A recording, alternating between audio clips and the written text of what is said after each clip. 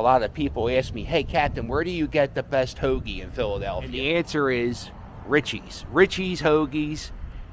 It's been open over 100 years in South Philly. I'm doing fantastic.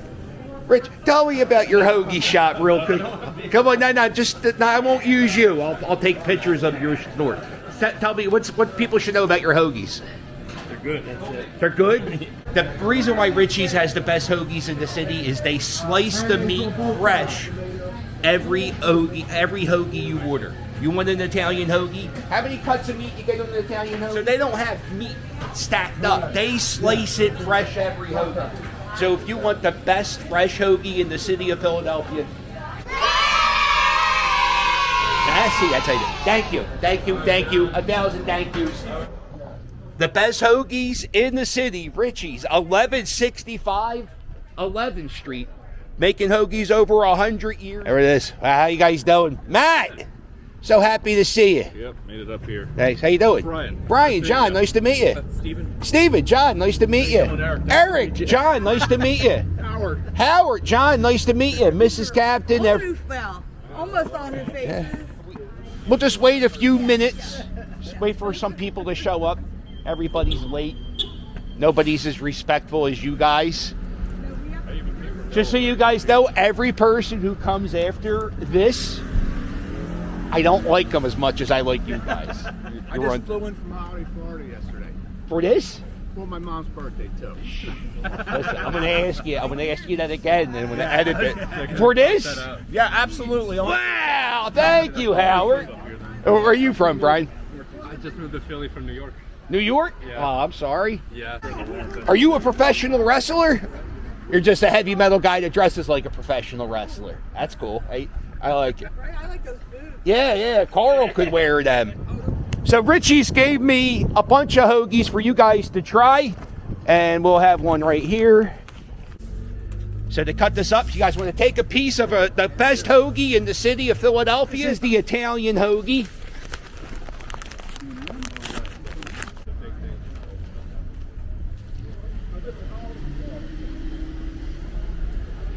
Hey man, this is half of the best hoagie in the city. Compliments of Richie's Hoagies. There you go, enjoy. Wow. Yeah. I feel bad for the vegetarian who came. All right, here we are, South Street. Look at this. Let's go down here.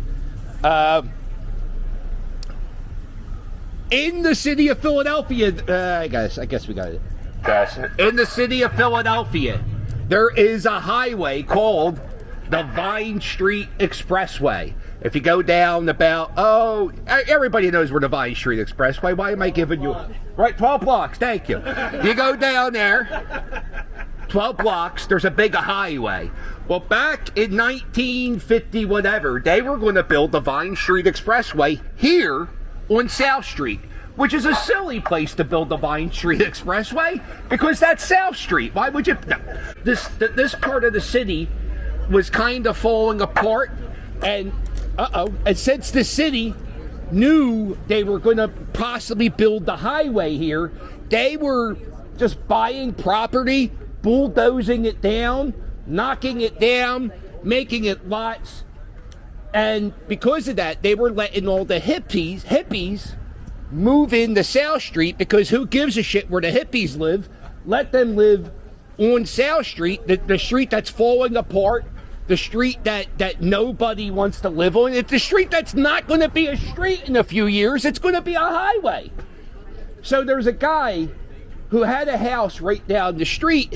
Isaiah Zagar had a house. Right, let's go look at Isaiah's house. Why are we talking about his house? Isaiah Zagar, he comes up, and he's a mosaic artist, and he likes to break up pieces of glass, mirrors. He even takes parts, little tiny pieces of folk art.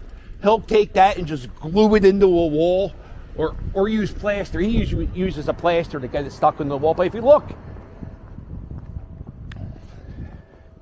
there are over 17 football fields of art all throughout the city made by Isaiah Zagar. And the reason why he has so much art on South Street is because they were knocking down all the buildings. So Isaiah would come up and go, yo, let me throw a piece up on your wall and, let me throw a piece on your wall. And they're like, well, I don't give a shit. Throw it up on the wall. They're going to knock it down anyway. And then it turns out a few years go by and the city goes, you know what? We're going to keep South Street up. We're not going to knock anything down. And now the whole street is covered in his art. It's not just this street. I mean, if you live in Philly, you know it's all over. You can make a wrong turn and go down a little alleyway, and there'll be a backyard. Check out this. The street is just covered in his art. Now, if he puts mirrors into all his art, and he thinks that if you break or you cut mirrors, it's good luck. And he puts the mirrors in his art because he wants people to see themselves in his art. So okay, there I am. And everyone's different. So this one has, the big face on the wall. There's plates just plastered on the wall right there. Every time you look at one of his works, you'll find something that you never noticed before. He was a lead singer of a punk rock band. By the way, more art. And that punk rock band was Public Urination. And when we started our band, we set up a goal to play on South Street. That was the goal of my band. More street art in that little alley. So we started playing back in like 1996. It's finally 1999. Now I'm going to tell you, Public Urination wasn't that good. I was the lead singer. How good could it be? Right. We were entertaining to watch live. So we had one show on South Street, and it was our dream. So we played J.D. Dobbs, amazing venue. Nirvana played there. Green Day played there. Everclear played there. I know Everclear's not that big of a deal, but I think I saw Everclear there, and that's why I remember that. So we, Public Urination, we all got on stage, all five of us. We had 4 musicians and we had a dancer because we always wanted to get our friend into the show for free. So we made him dance. So for the entire show, we just had a guy do this. It's a great show. So we get on stage and we sing a song. The crowd of 7 people go wild. And this guy just comes on stage and grabs the microphone and he goes, I want everybody to know J.C. Dobbs sucks. The sound guy here is a bitch, and fuck this place. So they cut our set. They thought that guy was part of our show. So Little Public Urination, the punk rock band with dreams, we wanted to play South Street. They cut our dreams short. No Public Urination. Then comes 2010. For some reason, Public Urination is making a resurgence in the punk rock community, and we play the bar, the Irish bar on South Street that's still open. Manny Brown's, not Manny Brown's, the Irish one. Oh, it doesn't matter. Patty Wax. We are the headline band. The headline band, Thanksgiving Eve at Patty Wax. Hundreds of people are here to see Public Urination. In the height of the Jerry Sandusky, in the very, very beginning, where nobody was quite certain what was going on, but I knew something was wrong. So we sang the song Sandusky to a bar full of Penn State fans. Halfway through the song, 3 girls are on stage. They try to slap me. I run. We start a riot in the bar.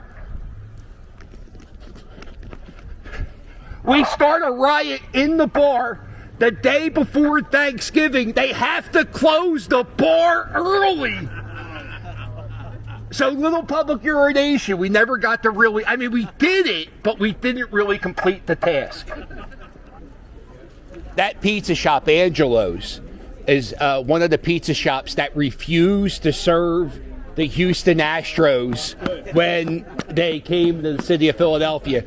There was a bunch of places where the Astros tried to get... Watch your back, guys. Uh-oh, batteries. There were a bunch of places that stopped serving the Astros. And then guess what those dirty jerk-off Astro fans did? They started writing shitty Yelp reviews for Angelo's. And, but man, look at that crowd. It didn't look like the bad Yelp reviews hurt them whatsoever. Jerk-off Astro fans is Ralph's.